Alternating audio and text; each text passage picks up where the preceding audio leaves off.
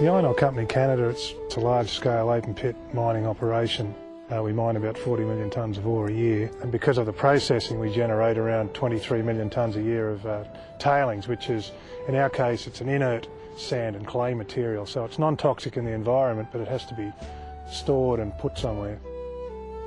After consultations with the local community, the company has embarked on an imaginative tailings reclamation scheme.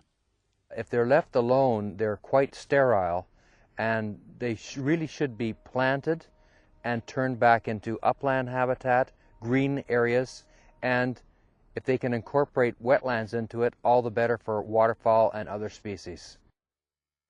When we looked around at the natural landscape in Labrador, and as you can see, it's fairly low-lying undulating hills, and that was due to glaciation many millions of years ago.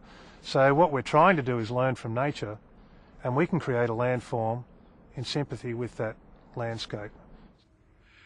This lake was actually an engineered lake in the middle of the tailings.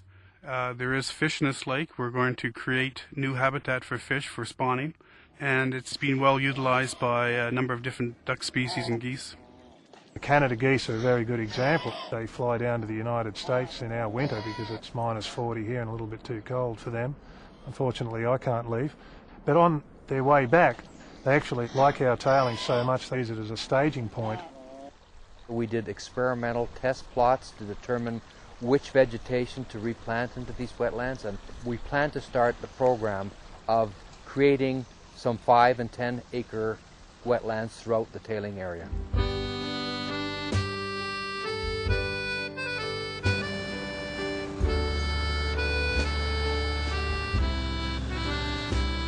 The site contains deposits of over 1 billion tonnes, which will take over 30 years to mine. And in the middle of the ore body itself is Lake Hackham, which will have to be removed as part of the mining operation. The fish then in that lake have to be relocated or removed from the lake to another location. We are in a process of transferring the fish from Hackham up to this lake here called White Lake, which is a fishless lake. There's a steep waterfall on the other side, and the fish can't get up over this waterfall, so that's basically why there's no fish here.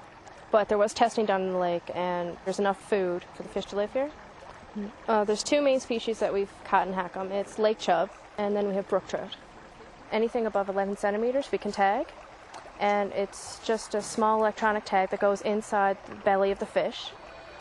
Well, so far we've caught around 450 fish from Hackham, and they're now in White Lake.